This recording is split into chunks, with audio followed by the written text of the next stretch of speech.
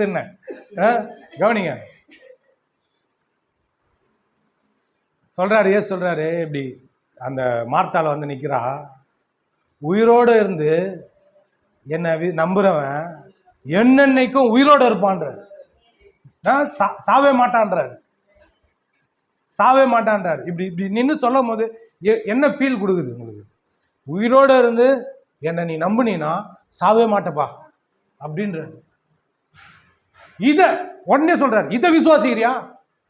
இதை நம்புறியா? போய் உட்காந்து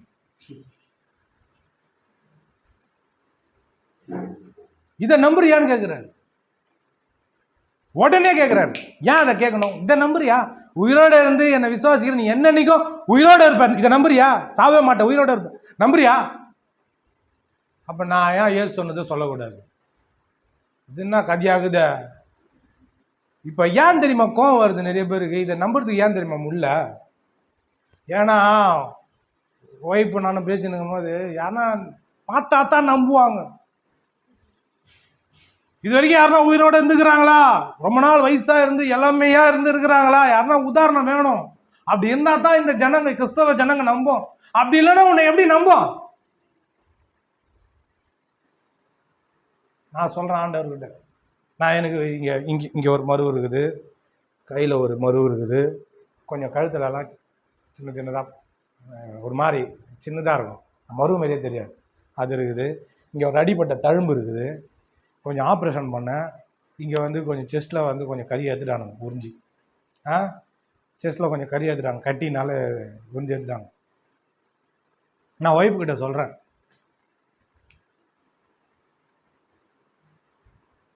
ஆண்டோடைய வார்த்தை சொல்லுது, உன் வயது அவர் உன் அக்கிரமங்களெல்லாம் மன்னித்து உன் நோய்களெல்லாம் உன்னை விட்டு விலக்கி உன்னை கிருபையினாலும் இரக்கத்தினாலும் என்ன பண்ணுறாரு? முடி சுட்டுறாரு. என்ன சொல்கிறாரு? உன் ஆயுசு நாட்களை பூர்ணப்படுத்துவேன், அவர் உன் அக்கிரமங்களெல்லாம் மன்னித்து உன் நோய்களெல்லாம் குணமாக்கி உன் பிராணனை அழிவுக்கு விலக்கி மீட்டு உன்னை கிருபையினாலும் இரக்கங்களினாலும் முடிசூட்டி நன்மையினால் உன் வாயை திருப்தியாக்கி கழுகுக்கு சமானமா உன் வயது திரும்ப வாழ வயது போல ஆகும், வாலிப வயசு போல ஆகுன்ற.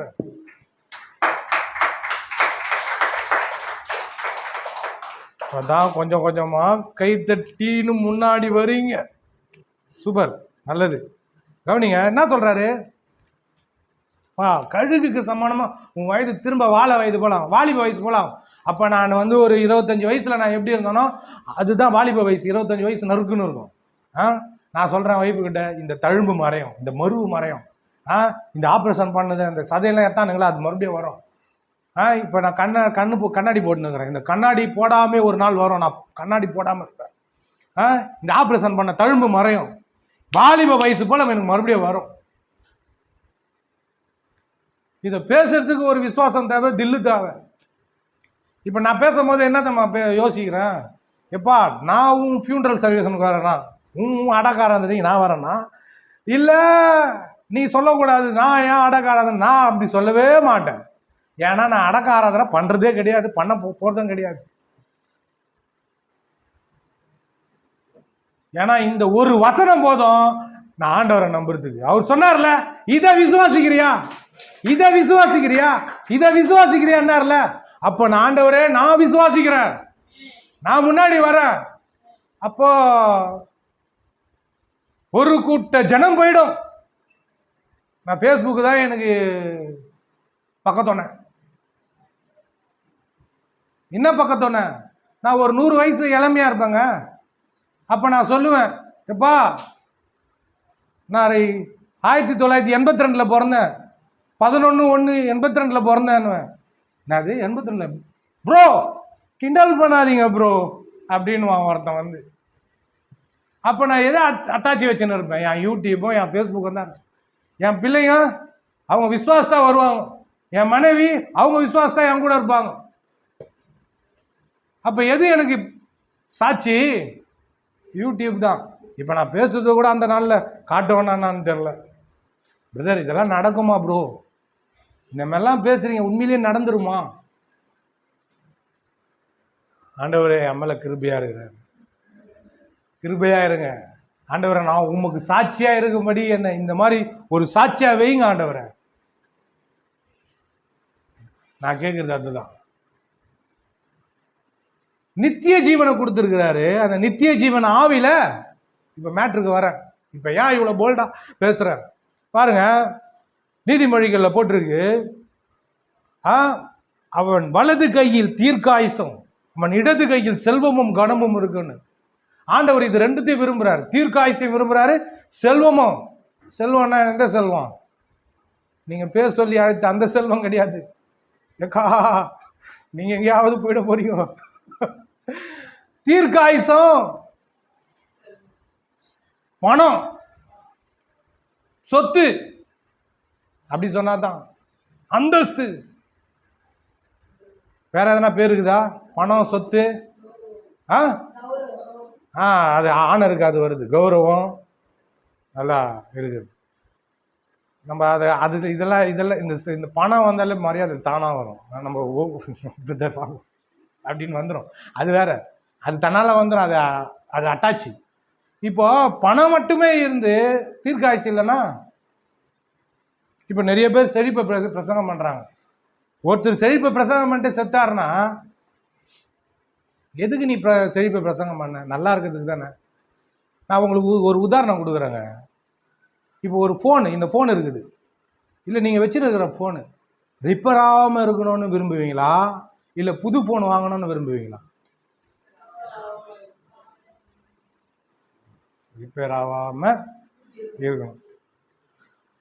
பழசாகணும்னு விரும்புவீங்களா, புதுசாக இருக்கணும்னு விரும்புவீங்களா? நம்ம அப்படி கேட்கக்கூடாது. புச்சா இருக்கணும்னு விரும்புவீங்களா, பழசாகணும்னு விரும்புவீங்களா? புச்சா இருக்கணும்னு தான் விரும்பும், இல்லையா? இப்போ உங்க குழந்தைய வச்சிருக்கிறீங்க, பெற்றுருக்கிறீங்க, பெற்று நல்லா வளர்ந்து தீர்க்காயுசோட இருக்கணும்னு விரும்புவீங்களா, இல்லை பாதியில் போகணும்னு விரும்புவீங்களா? யாரும் அதை விரும்ப மாட்டோம், இல்லையா? பழசாகணும், நம்ம உடம்பே சரி, ஐயோ இளமையா இருக்கணும்னு தான் விரும்புவோம். அதை தாங்க கர்த்தர் சொல்றாரு, நான் கர்த்தர் நான் மாறாதவர் என்றார். நான் கர்த்தர் நான் மாறாதவர்.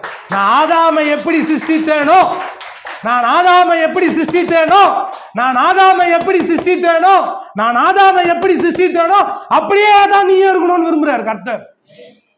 நான் ஆதாமை எப்படி சிருஷ்டித்தேன்? அவனை 930 வருஷம் உயிரோட இருந்தான். நான் உங்களுக்கு காட்டுறேன். அதே 4ஆம் அதிகாரத்தில் சொல்லுது, 930 வருஷம் உயிரோட இருந்து ஆதாம் மரித்தான்னு போட்டுக்குது.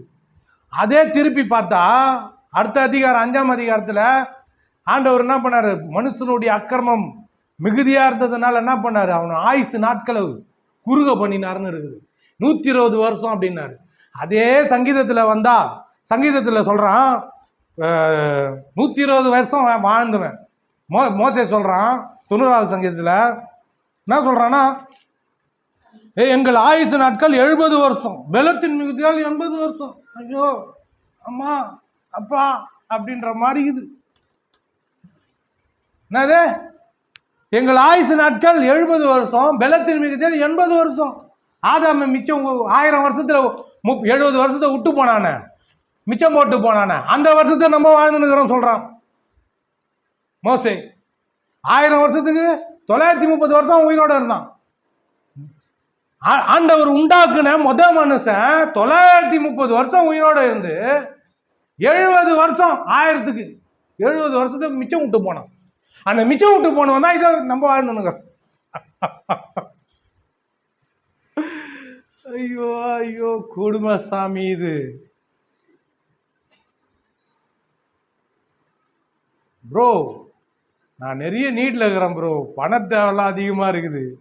நீங்க போய் ஆயுசு நாட்கள் அதிகமாகும்னு பிரசவம் பண்ணுகிறீங்க. என்னங்க ப்ரோ, என் பணத்துக்கு எதனா பதில் சொல்லுங்க ப்ரோ.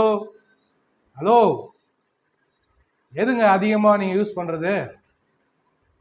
ரைட் ஹேண்டா லெஃப்ட் ஹேண்டா? நல்லா தூக்கி காட்டுங்க. ரைட் ஹேண்டா. ஒருத்தவங்க வலது கை இடது கை வித்தியாசம் தெரியாம இருக்கிறீங்க. இதுதான் அதிகமா யூஸ் ஆகுதுல்ல. இது ரொம்ப யூஸ் கிடையாது. ரொம்ப முக்கியமானதுக்கெல்லாம் யூஸ் ஆகுது. இது அதிகமாக யூஸ் ஆகுது. ஏன் ரைட் ஹேண்டு வலது கையில் தீர்க்காயுசுன்னு ஏன் சொன்னார்னா, பில்கேட்ஸு அப்புறமா மைக்ரோசாஃப்ட் ஓனர் அவர் சொல்கிறாரு ஒரு தடவை மேடையில் வந்து, மேடையிலையோ எதுலேயோ பேசுகிறா, அவருக்கு ஏதோ வியாதி, கோடி கணக்கில் சொத்து இருக்குது, கோடி கணக்கில் சொத்து இருக்குது. கடைசியில் சொல்லலாம், நான் இன்னும் கொஞ்ச நாள் வாழறதுக்கு இந்த பூமியில் வாழறதுக்கு என் சரீரத்தில் என்ன பண்ணல, நான் கவனத்தை கொடுக்கல அப்படின்னு. கோடி கோடியாக பணம் இருந்து வேஸ்ட்டு இல்லையா? இதே அவன் நல்லா ஆரோக்கியமாக இருந்து நாட்கள் அதிகமாக இருந்தால் இது எப்போ வேணா பா அப்படின்னா வந்துடும். ஹலோ, அப்போ இந்த தீர்க்காயுசு இல்லைன்னா இது பணம் மட்டும் வந்து வேஸ்ட்டு. அப்போ தீர்க்காயுசு இருந்து பணம் இல்லைன்னா தீர்க்காயுசு வேஸ்ட்டு. அப்போ என்னத்தான் சொல்றீங்க? 2 கையை கட் பண்ணிடலாமா? ரெண்டுமே வேணும். அதனால தான் சொல்றேன், ஞானம் ஞானம் அம்மா ஞானம், சீதாவை காணும், பொழுது விடிஞ்சா பிறக்க போது மானம் சொல்றாரு. உன் வலது கையில் தீர்க்காயுசும் உன் இடது கையில் செல்வமும் கனமும் இருக்குன்றாரு. அப்போ ரெண்டுமே தேவை, ரெண்டுமே தேவை. நான் என்ன சொல்றேன், தீர்க்காயுசம் தேவை, செல்வமும் கனமும் தேவை. உங்களுக்கு மேஜரா இந்த சாவாமையை குறித்த அறிவு தேவை, சாவே கூடாதுன்ற விசுவாசம் தேவை. ஹலோ, நான் வாலிப வயசா இருப்பேன் சொல்றேன். இன்னொன்று மிஸ் பண்ணிட்டேன், நரைச்ச முடி. நீங்க பாத்தீங்கன்னா டை வச்சுன்னுக்கிறேன், ஓவரா நரைச்சி போய் கிடக்குது, புளிச்சு போய் கிடக்குது, டை வச்சுன்னுக்கிறேன். உங்களுக்கு தெரியாது. பாஸ்டர் ஒரு நாள் வந்து காட்டுங்களேன் நீங்க அப்படின்னாதீங்க.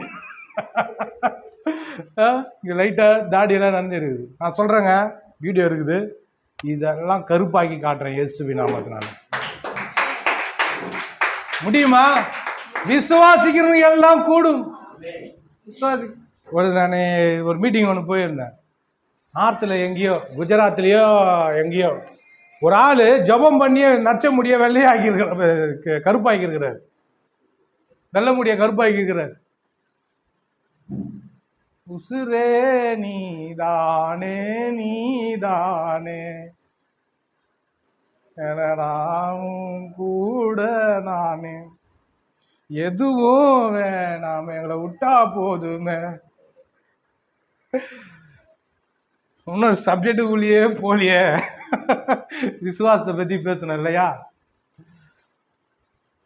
ஆண்டவர் சொல்றாரு, விசுவாசித்தால் எல்லாம் ஆகும். மேன், நீ விசுவாசித்தினா ஆகும்ன்ற. நீ விசுவாசித்தால் தேவனுடைய மகிமையை பார்ப்ப. நான் யோசிக்கிறேன், ஒன்று நீ பைத்தியக்காரனா இருக்கணும் இப்படி பேசுறதுக்கு, இல்லையா நெட்டுக்கிட்டு கழண்டிட்டு இருக்கணும், இல்லையா ஏதோ மேற்பூச்சா ஏதோ பேசணும். ஆண்டவர் தெளிவாக சொல்றாரு. ஏன்னா இந்த சாவதே இல்லை, நான் மறிப்பதே இல்லை அப்படின்றதுக்கு பேசுறதுக்கு என் பின்னாடி அவ்வளோ பெரிய சத்தியம் இருக்குதுங்க, அவ்வளோ பெரிய சத்தியம் இருக்குது, அவ்வளோ பெரிய சத்தியம் இருக்குது, அவ்வளோ பெரிய சத்தியம் இருக்குது. என்னால் சந்தேகமாக இருக்குது சாவது, அப்படிதான் சொல்லணும். நான் சாவனான்றது சந்தேகமாக இருக்குது. ஏன்னா இவ்வளோ இருக்குது. இங்கே சொல்றாரு, தேவனிடத்தில் சேருகிறவன் அவர் உண்டு என்று தம்மை தேடுகிறவர்களுக்கு பலன் அளிக்கிறவர் என்று விசுவாசிக்கணும்ன்றார். அவர் உண்டுன்னு நம்பணும். கண்ணு முன்னாடி நீ கடவுளை பார்க்கணும், கண்ணு முன்னாடி கடவுளை பார்க்கணும். அப்படி பார்க்கறது தான் விசுவாசம். நீ ஏதோ நான் நம்புறேன் அப்படின்னு, கண்ணு முன்னாடி என்னை எப்படி பார்க்குறீங்க, உங்களை எப்படி பார்க்குறீங்க, கண்ணாடி முன்னாடி நீங்கள் தெரியுறீங்க பார்த்தீங்களா? ஏதோ ஒரு என் வீட்டுக்கு நீங்கள் போங்கன்னு உங்களுக்கு வழி காட்டினா தெரியாது, தெரியாது. உங்கள் வீட்டுக்கு உங்களுக்கு வழி காட்ட முடியுமா? உங்களுக்கு நான் காட்டுமா? உங்களுக்கு தெரியாது. அதே போல தான் சத்தியமும் அதே மாதிரி தான். உங்களுக்கு வந்து தெரியாதுன்னு இல்லை, உள்ள தெரியும். உங்கள் ஆவியில் உள் உணர்வில் நான் பேசும்போது உங்களுக்கு உள் உணர்வு தெரியும். மனசாட்சி சொல்லுது இது பேசுறது கரெக்டுன்னு சொல்லுது. காரணம் என்ன தெரியுமா? ஆதாமை உண்டாக்குன தேவன் 930 வருஷம் அவன் உயிரோடு இருந்துக்கிறானா, அவனை என்னவா உண்டாக்கி இருப்பாரு? அவருடைய எதிர்பார்ப்பு என்னவா இருக்கும்? கிறிஸ்துவ அனுப்பிச்சு அதுல வேற இதெல்லாம் வர பண்ணி புது சிருஷ்டியா மாத்தி நித்திய ஜீவனை கொடுத்து மறுபடியும் பிறக்க வச்சு அவனை மகிமையினால கிணத்தினால முடிசூட்டி வச்சிருக்கிறாருன்னா அவர் திரும்ப திரும்ப வராரு. அவருடைய மீட்பை திரும்ப திரும்ப காட்டுறாரு. நான் எந்த எண்ணத்தோட உன்னை உண்டாகணும் அதே எண்ணத்துல தான் நான் இருக்கிறேன். இன்னமும் நான் கர்த்தர், நான் மாறாதவர்ன்றார். நான் கர்த்தர், நான் மாறாதவர். நேற்றும் இன்றும் என்றும் மாறாதவர் சொல்றாரு. நம்ம ஒரு பாட்டில் பாடுறோம், மலைகளை நீர் பெயர்த்தால் தடைகள் எனக்கு ஏமாத்துறோம், என்னை உயிரோட எழுப்புனா வியாதிகள் ஏமாத்துறோம் அப்படின்னு ஒரு பாட்டு ஒன்று இருக்குது. சினிமா பாட்டெல்லாம் மனப்படமா பாருங்க, அந்த பாட்டை வந்துட்டு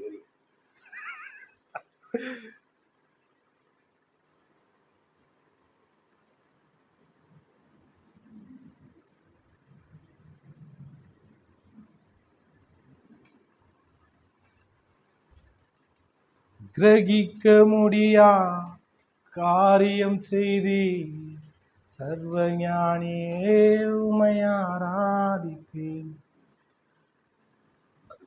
மலைகளை பெயர்ப்பீர் என்றார், என் தடைகள் உமக்கு எம்மாத்திரம்.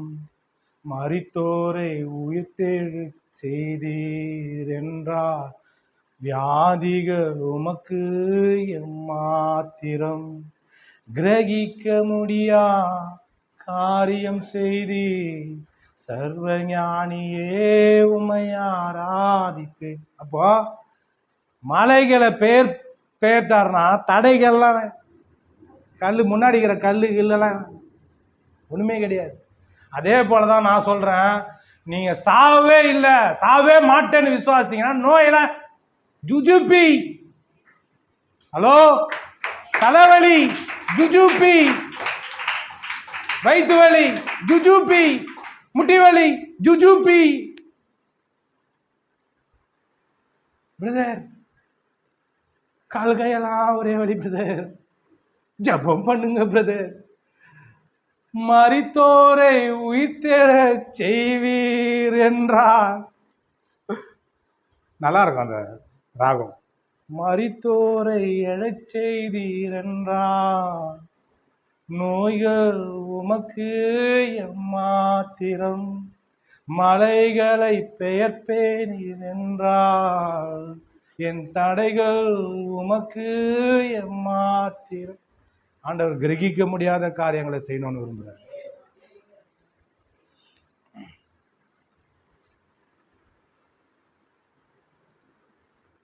கொடுக்கப்பட்ட கிரயம் நான் நினைக்கிறேன் எல்லாம் வசனங்களை அவங்கவுங்க இஷ்டத்துக்கு எடுத்து பயன்படுத்திக்கிறாங்க. இங்கே 90வது சங்கீதத்தில் நீங்கள் பார்த்தீங்கன்னா 70 80ன்னு சொல்லிடுறான் மோசே. என்ன சொல்கிறான்னா, ஆக இந்த சங்கீதத்தை முழுசாக நான் வாசிக்கணும்னு வந்தேன், அது நேரம் சரியா பத்தலை. இங்கே தேவனுடைய கோபத்தை சொல்கிறாரு. அதே 103வது சங்கீதத்திலே தேவனுடைய கோபம்னு வரும்.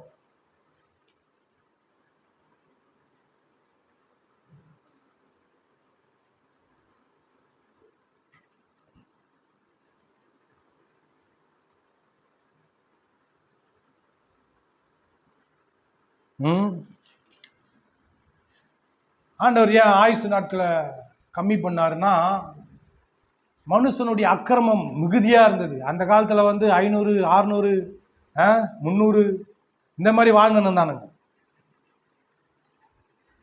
அந்த நோவா காலத்தில் நோவாவே 600 வருஷம் உயிரோடு இருந்தான்னு போட்டுது.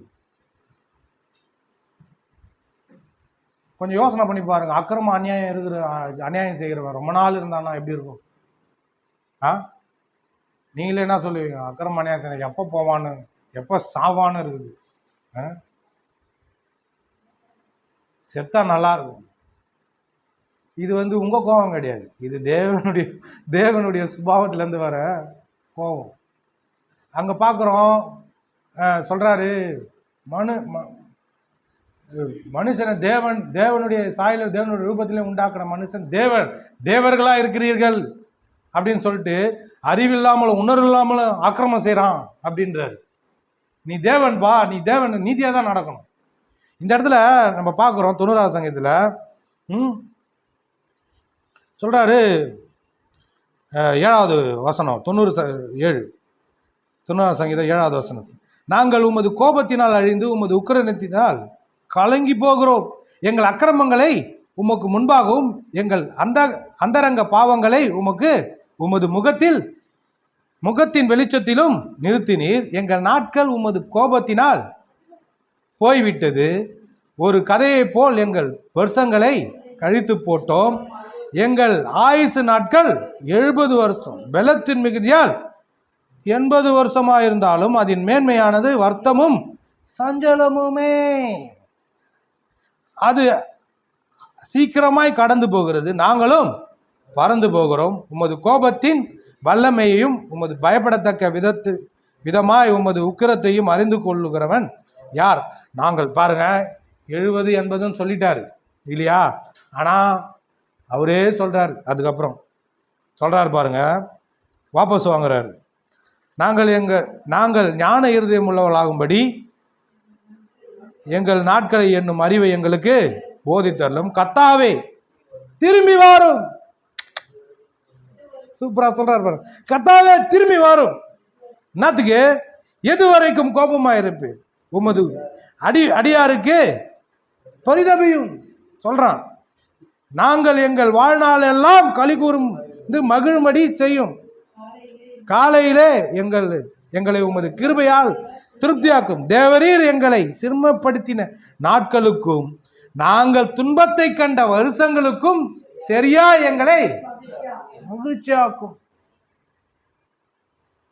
எங்கள் தேவனாகிய உமது கிருபை உமது ஊழியக்காரருக்கும் உமது மகிமை அவர்கள் பிள்ளைகளுக்கும் விளங்குவதாக. எங்கள் தேவனாகிய ஆண்டவரின் பிரியம் எங்கள் மேல் இருப்பதாக. எங்கள் கைகளின் கிரியை எங்களிடத்தில் உறுதிப்படுத்தும். ஆம், எங்கள் கைகளின் கிரியை எங்களிடத்தில் உறுதிப்படுத்தும். இந்த இடத்துல பார்த்தீங்கன்னா 103வது சங்கீதத்தில், நம்ம ஆத்துமாவே கர்த்தரை ஸ்தோத்திரி, முழு உலமே அவர் பரிசுத்த நாமத்தை ஸ்தோத்திரி, என் ஆத்துமாவே கர்த்தரை ஸ்தோத்திரி, அவர் செய்த சகல உபகாரங்களை மறவாதே, அப்படி சொல்கிறோம்ல.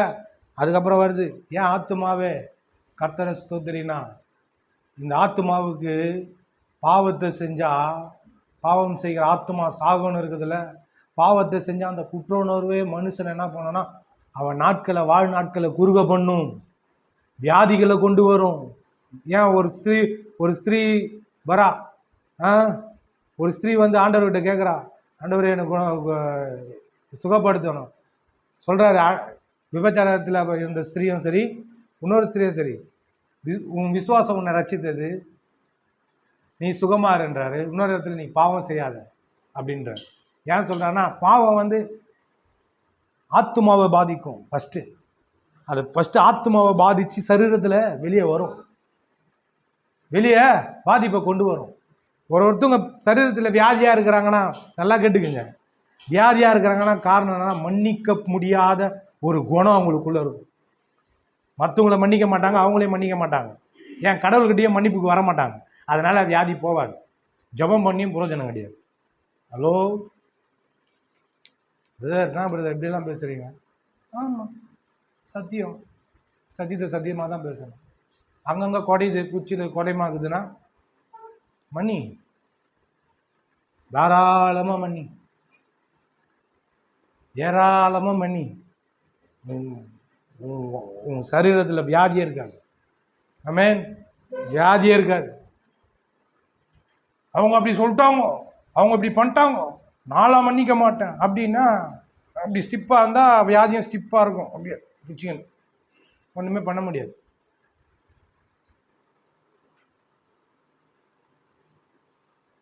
சொல்கிறார் பாருங்க, அவர் உன் அக்கிரமங்கள் எல்லாம் மன்னித்து உன் நோய்கள் எல்லாம் உன்னை விட்டு விலக்கி. மன்னிப்புக்கும் நோய்க்கு என்ன சம்மந்தம் இருக்குதுங்க? ஹலோ,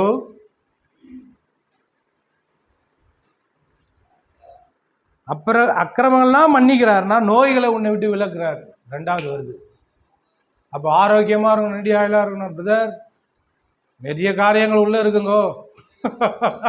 ஆரோக்கியமாக இருக்கிறதுக்கும் நீடிய ஆயுளாக வாழறதுக்கும் உள்ள நிறைய சத்தியம் அடங்கி இருக்குது. அந்த தில்லுல தான் பேசுகிறேன். ஹலோ, அந்த தில்லு தான் பேச வைக்குது. என்ன மன்னிச்சாரா? பரிபூர்ணமா மன்னிச்சாரு. அவர் பிள்ளையா என்னை ஏத்துக்கினாரு. வியாதியா உள்ள இருக்குது, மன்னிக்கல, மற்றவங்களை மன்னிக்கல. ஒருத்தன் தண்ணியை மன்னிச்சுக்க மாட்டான். ஏன்னா அவன் குற்ற உணர்வு அவனையே குத்தம். வசனம் என்ன சொல்லுது? பாவம் செய்கிற ஆத்மா சாவும். ஆத்மா உள்ள செத்துருவான். உள்ள செத்தா என்ன ஆகும்? அவனால சரியான காரியங்களை சரியா பண்ண முடியாது. இயேசுவின் ரத்தத்தினால நான் கழுவப்பட்டேன். அவருடைய ரத்தம் என்னை பரிசுத்தமாக்குச்சு. நான் தேவனுடைய பிள்ளையா இருக்கிறேன். நான் எவ்வளவு பாவம் செஞ்சேன்னா கர்த்தர் என்னை மன்னிக்கிறதுக்கு தயவு உள்ளவரா இருக்கிறாரு, கிருபை உள்ளவரா இருக்கிறாரு. அப்படின்ற எண்ணம் இருந்ததுன்னா இது சொல்றாரு, உன் நோய்கள் எல்லாம் குணமாக்கி உன் பிராணனை அழிவுக்கு விலக்கி மீட்டு உன் உயிரையே காப்பாற்றுவேன்றார். ஆமென். உன் உயிரையே காப்பாற்று சொல்றாரு. உன் பிராணனை அழிவுக்கு விலக்கி மீட்டு உன்னை கிருபையினாலும் இரக்கங்களினாலும் முடி சுட்டுறாரு. இந்த வசனமே எனக்கு எப்படி இருக்குதுன்னா ஒரு பேக்கேஜா இருக்குது.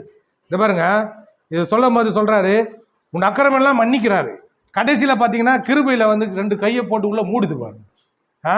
அக்கிரமெல்லாம் மன்னிச்சாருன்னு ஒரு கை வருதா, அதுக்கு நடுவில் கொஞ்சம் கேப்பில் பேசுறாரு. சொல்றாரு, அவர் உன் நோய்கள் எல்லாம் குணமாக்கி உன் பிராணனை அழிவுக்கு விலக்கி மீட்டு சொல்றாரு, கிருபையினாலும் இரக்கங்களினாலும் இந்த முடி சுட்டுறாரு. இந்த நடுவுல தான் நான் ஆகிறேன். ஆண்டவர் பாதத்தில் அடியில கிருபையையும் இரக்கத்தையும் வைக்கிறாரு. ஒரு கைய தலையில என்ன வைக்கிறாரு? மன்னிச்சுட்டன் பாண்டு வச்சு 2 கையில வச்சு அமுக்குறாரு. அமுக்கி சொல்றாரு, உன் உன் நோய்கள் எல்லாம் உன்னை விட்டு விலக்கிட்டேன், உன் பிராணனை உன்னை அழிவுக்கு விலக்கி மீட்டுட்டேன். என்ன பண்றேன்? உன்னை மன்னிச்சுட்டேன், கிருபையினாலும் இரக்கத்தினாலும் உன்னை என்ன பண்றேன்? மூடுறேன். ஹலோ, இருக்கிறீங்க போல. நன்மையினால் உன் வாயை திருப்தியாக்கி, கழுகுக்கு சமானமா. இதையே நன்மையினால் வாயை திருப்தியாக்குறான்னா, நான் ஸ்வீட் சாப்பிட மாட்டேன், சுகர். ஐயோ, நான் காரம் சாப்பிட மாட்டேன், என் வயிற்று எரிச்சல். ஐயோ, சோறு நிறைய துண்ண மாட்டேன், எனக்கு முடியாது. இதுக்கு எதனா வச்சு நிற்பீங்களா பிரதர்? சொல்லுங்க. வயசாயிடுச்சுன்னா சொல்றாரு இதை. ஏன் கழுகுக்கு சமானமா வாலிப வயது போல ஆகன்ட்டு இதை ஏன் சொல்றாருன்னா, வயசாயிடுச்சுன்னா இதை சாப்பிட மாட்டேன், அதை சாப்பிட மாட்டேன். ஒரு இதில் பார்த்தேன் பாருங்க, ஒரு கிழமை குலாப் ஜாமுன் இப்படி வச்சு டீஸ்பூனில் வச்சு ஆசையாக சாப்பிட்ற மாதிரி பார்த்துருப்பீங்களே, பஸ்ஸுக்கு பின்னாடி கீழே போட்டிருக்க டயபிட்டிஸ், டயபிட்டிஸ்ன்னு போட்டிருக்கும், சாப்பிடலாம் அப்படின்னு. வயசானா கூட இது நான் சாப்பிட மாட்டேன், இது முடிக்காது, ஐயோ அது எனக்கு ஒத்துக்காது. ஒரு இடத்துல பார்க்குறேன், எல்லாம் பெரிய கல்யாணம், இந்த அம்பானி கல்யாணமோ என்னன்னு தெரியல, எல்லாமே ஸ்வீட் வச்சுன்னுக்குறாங்க. ஸ்வீட் எடுக்கிறேன்,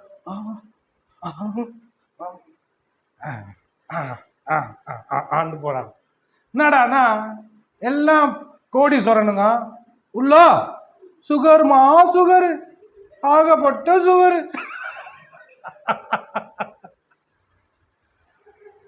பிபிமா பிபி, அதிகமான பிபி.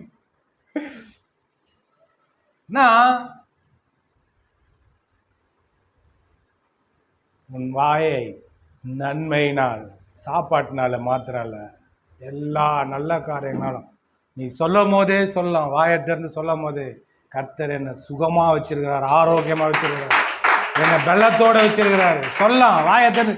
உன் வாயை நன்மையினால் நீ திருப்தியாக்கி. வரார், 2வது வராரு, கழுகுக்கு சமானமா. அப்படின்னா என்ன அர்த்தம்னா, கழுகு பாருங்க எல்லா பறவை போல இருக்காது. கிறிஸ்தவங்களும் அதே தான், நீங்களும் அதே மாதிரி தான் இருக்கணும்னு ஆண்டவர் விரும்புகிறாரு. ஹலோ, கழுகு எல்லா பறவை போல எல்லாரும் காக்கா கூடவே பறக்காது, தனியாக பறந்துன்னு இருக்கும்.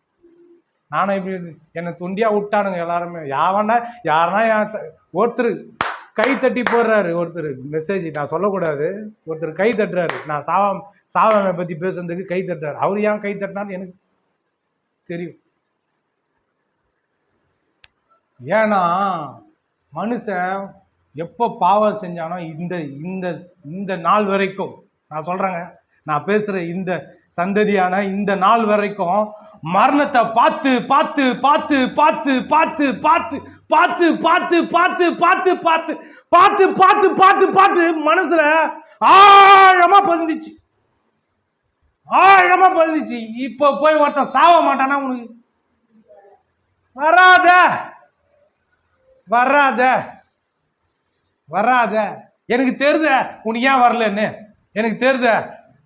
ஏன்னா பார்த்துக்கிற, அதை நல்லா நம்பி இருக்கிற, நல்லா போய் அழுதுகிற, எல்லாத்தையும் நல்லா பார்த்துக்கிற. ஆனால் கர்த்தருடைய எண்ணத்தை சிந்தையை அறிஞ்சியா? ஆண்டவர் எப்படி வச்சாருன்னு தெரியுமா உனக்கு? அவன் எப்படி புண்டாக்குனார் தெரியுமா உனக்கு? அவன் எவ்வளோ நாள் வாழ்ந்தான் தெரியுமா? அவன் மிச்சம் போட்ட கறி துண்டாதான் எல்லாம் சாப்பிட்டுக்கிறாங்க. 70 வருஷம் 80 வருஷம்.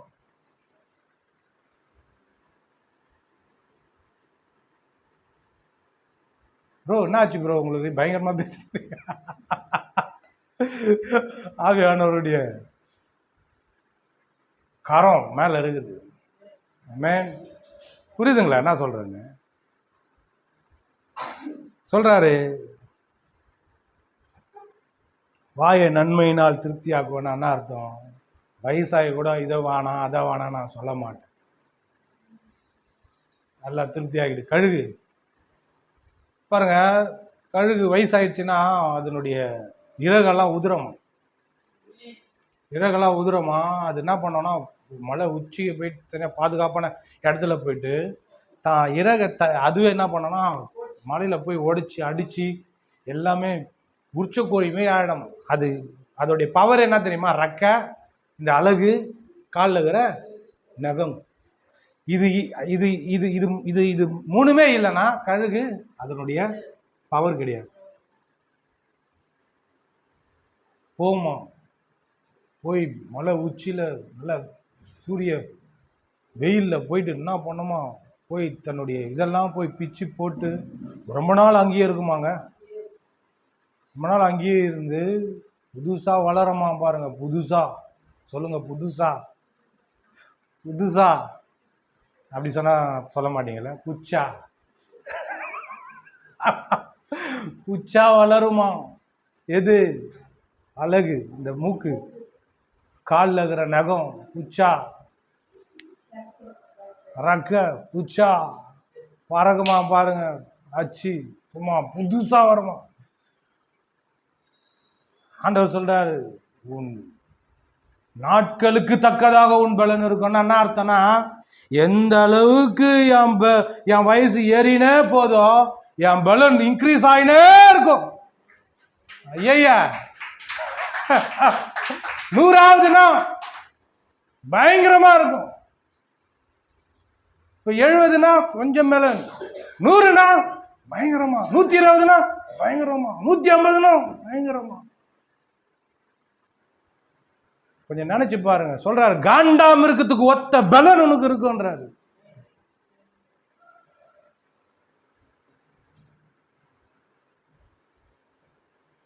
உள்ளே போலியே பிரசங்கத்துக்குள்ளேயே விசுவாசத்தை பத்தி பேசுறான் இல்லையா? அப்போ இந்த ஆவி, இந்த ஆவியில அநேக காரியங்கள் இருக்கு, அநேக காரியங்கள் இருக்குது. இந்த ஆவியை போஷிக்கணும். ஏன் இந்த உலகமே ரொம்ப எதனா ஒன்றுனா உடஞ்சி போகிறாங்க, ஃபெயிலியர்னா ஒரு மாதிரி ஆயிடுறாங்க, எதுவுமே விளங்கலை ஆகலை. இதெல்லாம் ஏன் சொல்லிருக்கிறாங்கன்னா, இந்த ஆவியை குறித்த அறிவு இல்லை. இந்த ஆவியை குறித்த அறிவு தான் தேவன் ஆவியாக இருக்கிறார். ஏசு சொல்கிறாரு யோவான்ல 4:24, தேவன் ஆவியாக இருக்கிறார். இந்த ஆவியாக இருக்கிற தேவனோட இந்த ஆவியாக இருக்கிற மனுஷன் தன்னை புரிஞ்சுக்கணும் வேணுமா போனோம்னா ஆவியோடு கனெக்ட் ஆகும். அப்போ கனெக்ட் ஆகும் போது நீ எங்கே போகிறப்பா? பிஹெச்டி படிக்க யூனிவர்சிட்டிக்கு போகிற. ஹலோ, சரீரத்தில் எல்லா டாக்டருங்க நல்லா படிச்சிருக்கிறாங்க, ஒரு பார்ட்டுக்காக ஒன்று தெரிஞ்சு வச்சுன்னு இருக்கிறான். எவ்வளோ படிப்பு. இந்த இருதய பிரச்சனைனா இருதய டாக்டருக்கு போகிறேன். பிரதர் சரி சாரி டாக்டர், எல்லாத்தையும் நீங்களே பார்த்துருங்க, எதுக்கு அந்தந்த டாக்டர்கிட்ட அனுப்புறீங்க? சொல்லுவீங்க, ஏம்மா எனக்கு நான் இவ்வளோ தான் படிச்சிருக்கிறேன், எனக்கு இவ்வளோ தான் அறிவு. அது இருக்குது பயங்கர புக்கு, இவ்வளோ படிப்பு இருக்குது, இவ்வளோ வருஷம் இருக்குது, நான் மறுபடியும் போய் எல்லாத்துக்கும் படிக்க முடியாதுமா, என்னால் முடியாது. உன் சரீரத்தில் இருக்கிற ஒரு பாட்டுக்கு மட்டும்தான் என்னால் படிக்கணும், எல்லாத்தையும் என்னால் படிக்க முடியாது. ஏன்னா அவ்வளோ விஷயம் இந்த சரீரத்தில் இருக்குது.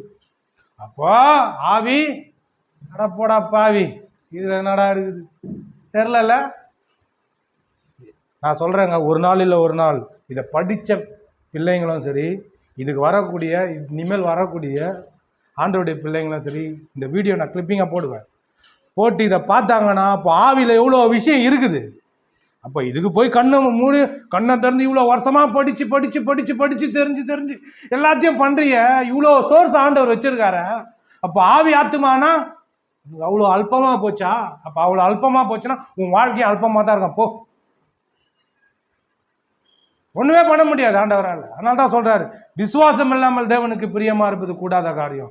ஏன்னா இந்த விசுவாசம் இந்த ஆவிலேருந்து வருது, இந்த இருதயத்திலேருந்து வருது, இந்த இருதயத்திலேருந்து வருது, இந்த ஆவிலேருந்து வருது.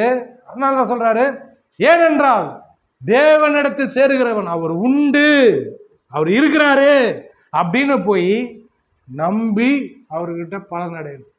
அப்போது இந்த ஆவி சொல்லும், ஆண்டோடைய வார்த்தையை கேட்க கேட்க, காரியங்களை பார்க்க பார்க்க, சத்தியத்தினால விடுதலை அடைய அடைய உன் ஆவியும் ஆத்மாவும் நல்லா ஆண்டோடைய வார்த்தையினாலும் ஆண்டோடைய காரியங்களாலும் பரிசுத்த ஆவியினுடைய நிறைவினாலும் நல்லா நிறையும் போது சொல்லும், எப்பா போ, இன்னும் நல்லா காரியங்களை கற்றுக்கோ, ஆவி ஆத்மா நல்லா பலன் அடையுது, இன்னும் வளர்ந்துருக்குது. இந்த பீடிங் பாட்டில் கிடையாது, இந்த பால் புட்டி கிடையாது, நீ நல்லா கறியை சாப்பிட்டுருக்கிற, நல்லா எழுந்து நில்லு எழுந்து நில்லு, இன்னும் நல்லா காரியங்களை பாரு, சத்தியத்தை அறிவுங்க, சத்தியம் உங்களை விடுதலை ஆக்கணும். ஏன் ஏசு சொன்னார்னா எனக்கு புரியுது. இப்போ இன்னும் நல்ல காரியங்களால் விடுதலை அடையும் போது, சத்தியத்தை சத்தியமா தெரிந்து கொள்ளும் போது இந்த பொய்க்கு எதிராக நிற்போம். உங்க ஏழ்மைக்கும் இந்த வறுமைக்கும் இந்த காரியங்களுக்கும் எதிராக நிற்போம். இந்த பலவீனங்களுக்கும் இந்த சுகவீனங்களுக்கும் இந்த வியாதிக்கும் இந்த நோய்க்கும் எதிராக நிற்போம். நின்று இவ்வளோ டீட்டெயிலாக இவ்வளோ இருக்குதுன்னா அப்போ நான் அதுக்கு கவனத்தை கொடுப்பேனா மாட்டேனா? பிரதர் இந்த வாரம் என்ன விட்டுருங்க பிரதர் வர முடியல பிரதர்.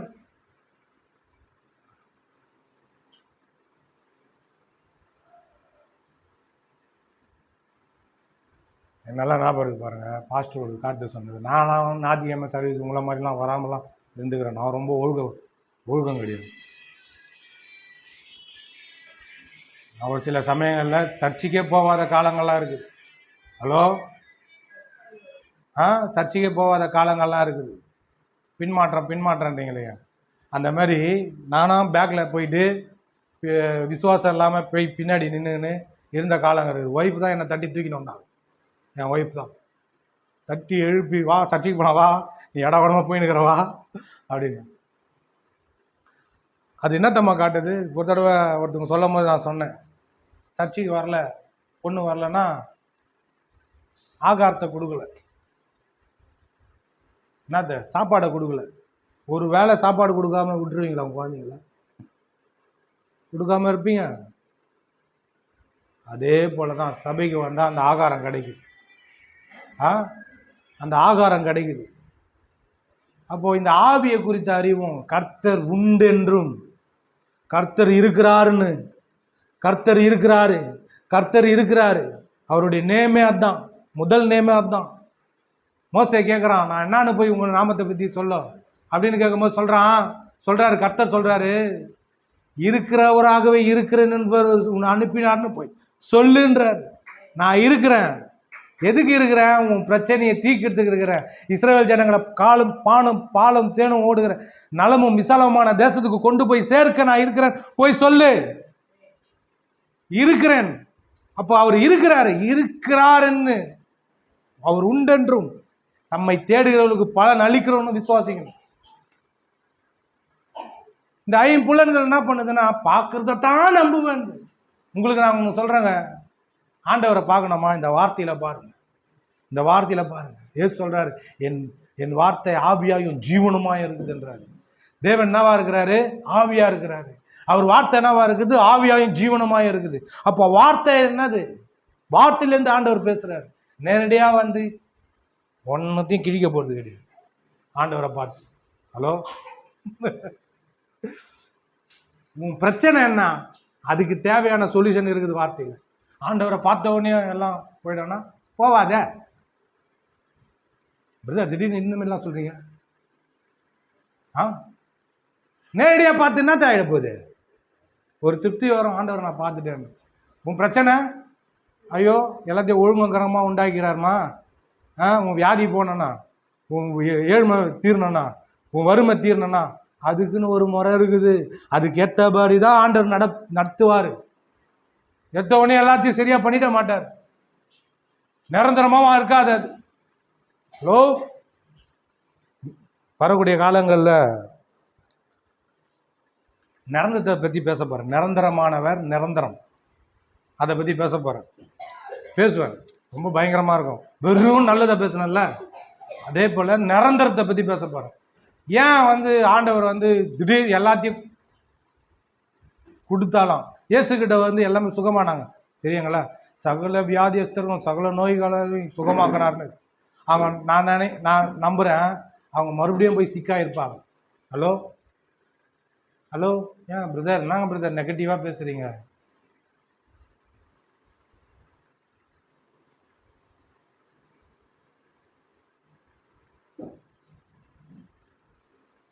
மாத்திரை குத்தா வியாதி சரியாயிடுது, அதே வியாதி நிரந்தரமாக போயிடுது, மறுபடியும் வந்துடுத.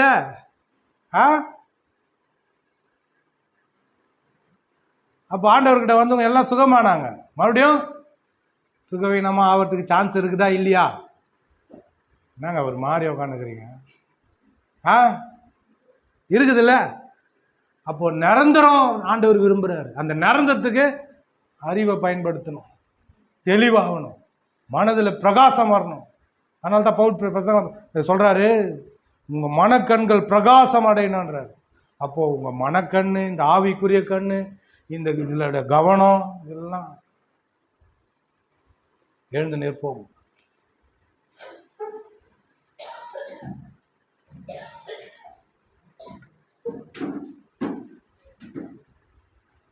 நன்மையை காணும்படி, நல்ல நாட்களை காணும்படி ஜீவனை விரும்பி அபச்சிக்கிற மனுஷன் யார் அப்படின்னு இருக்கு.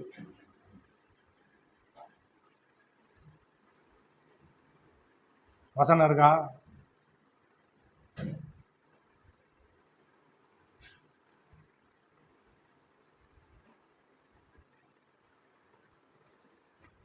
நல்ல நாட்களை காணும்படி தன் ஜீவனை, தன்னுடைய உயிரை விரும்பி அபச்சிக்கிற, அதாவது அளவுக்கு அதிகமாக ஆசைப்படுற மனுஷன் யார்?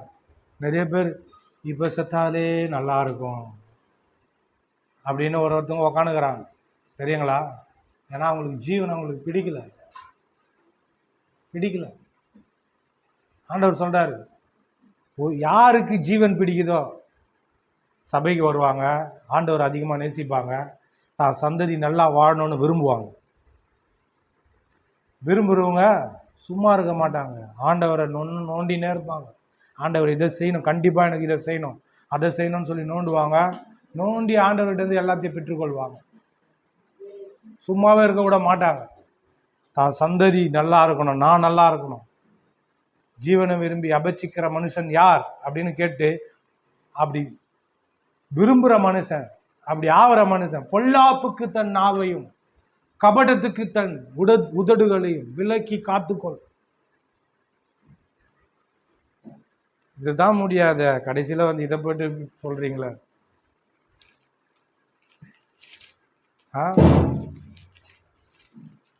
திடீர்னு பயமுத்துற.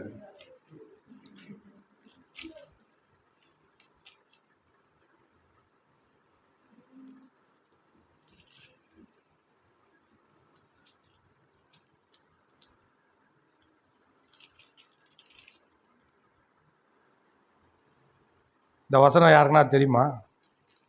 பொல்லாப்புக்கு தன் நாவையும் கபடத்துக்கு தன் உதடுகளையும்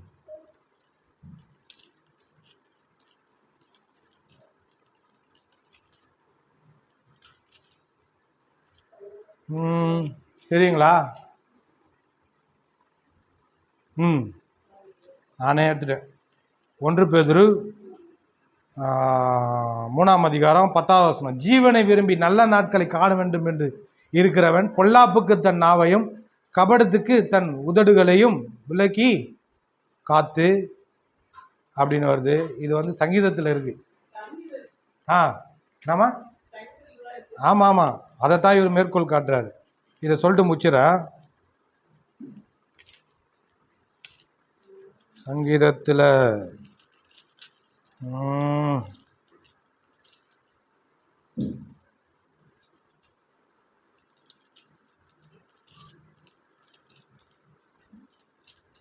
கொடுங்க பிரதர், நான் அப்போ விடுறதா இல்லை.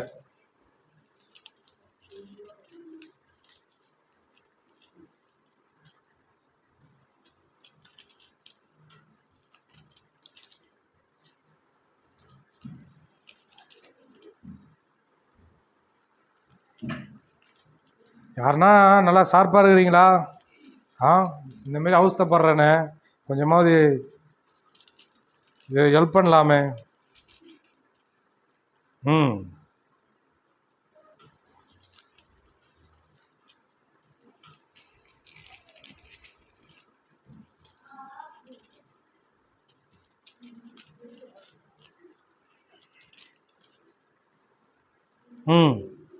34வது வசனம், 34வது சங்கீதம்.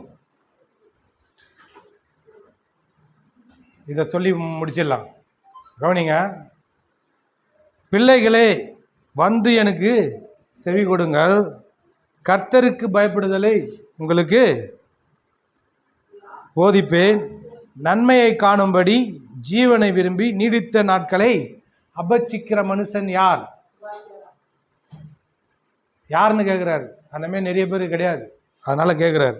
உன் நாவை பொல்லாப்புக்கும், தப்பாக பேசாத, தவறாக பேசாத. உன் சரீரத்தை குறித்தோ தேவனை குறித்தோ மற்றவங்களை குறித்தோ தப்பாக பேசாத. உன் உதடுகளை கபட்டு வசனிப்புக்கும் விலகி காத்து, தீமையை விட்டு விலகி நன்மை செய், சமாதானத்தை தேடி அதை தொடர்ந்து கொள். நிறைய பேருக்கு அது இருக்காது. சமாதானத்தை யாரும் விரும்ப மாட்டாங்க நிறைய பேர். தீமையை விட்டு விலகிறது கிடையாது. நன்மை செய்வதும் நிறைய பேர் கிடையாது. சமாதானத்தை தேடி அதை தொடர்ந்து கொள். இது சமாதானம், இதுதான் நல்லது அப்படின்னா அதை தொடர்ந்து புடி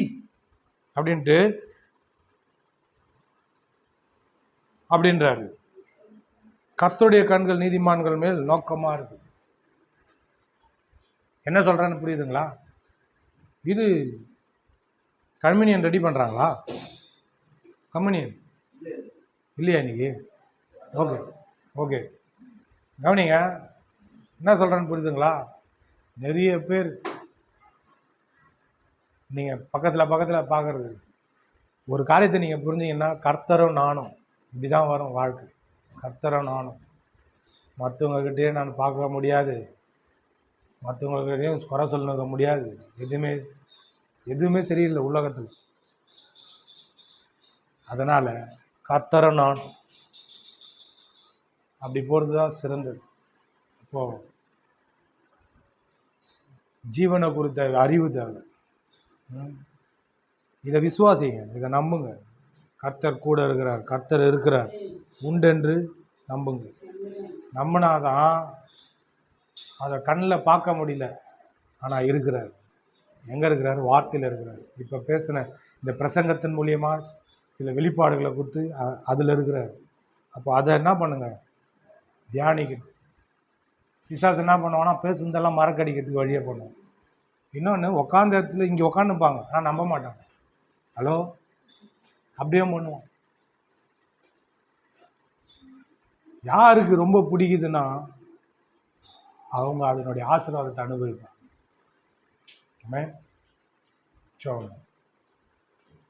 ஓ ஸ்தோத்திரங்க தாவே, துதிக்கிறோம்.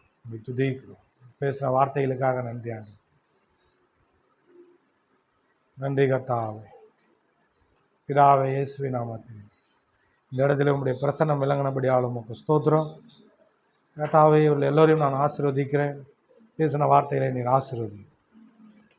ஒவ்வொருவரையும் கர்த்தாவே நீர் தொட்டு இருக்கிறேன். பரிசுத்த ஆவியானவர் இதை குறித்து வெளிச்சத்தில் ஆண்டவரால் நடக்க செய்யும். இயேசுவின் நாமத்தில் பிதாவே, ஆமென். நம்முடைய கர்த்தராக இயேசு கிறிஸ்துவினுடைய கிருபையும் பிதாவாகிய தேவனுடைய அன்பும் பரிசுத்த ஆவியானுடைய ஐக்கியமும் இப்பொழுதும் எப்பொழுதும் நம் அனைவரோடும் இருப்பதாக. ஆமென். என் ஆத்துமாவே கர்த்தரை ஸ்தோத்திரி, கர்த்தர் நாமத்தை ஸ்தோத்திரி. என் ஆத்துமாவே கர்த்தரை ஸ்தோத்திரி. கர்த்தர் செய்த சகல உபகாரமும் மறவாதே. ஆமென்.